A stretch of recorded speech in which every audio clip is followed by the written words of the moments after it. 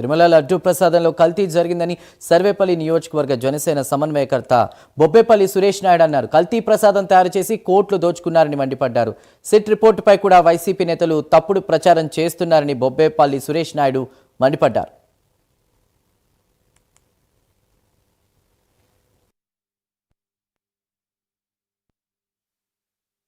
అందరికీ నమస్కారం.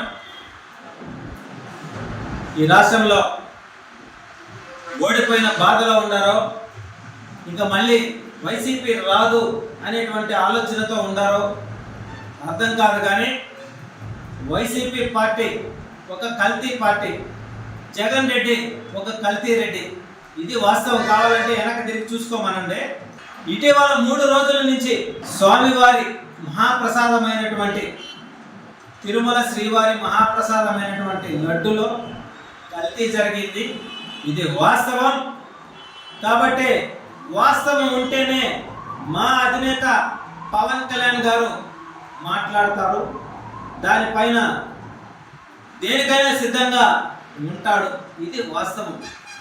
అయితే ఇటీవల సిట్ నుంచి వచ్చినటువంటి వివరణలో ఆ వివరణను పూర్తిగా చదువుకున్నామని చెప్పుకుంటున్నటువంటి వైసీపీ అజ్ఞానులారు వాళ్ళందరూ కూడా ఆ అజ్ఞానులు, వాళ్ళకి చదవచ్చో లేదో తెలీదు. జగన్ రెడ్డికి చూసి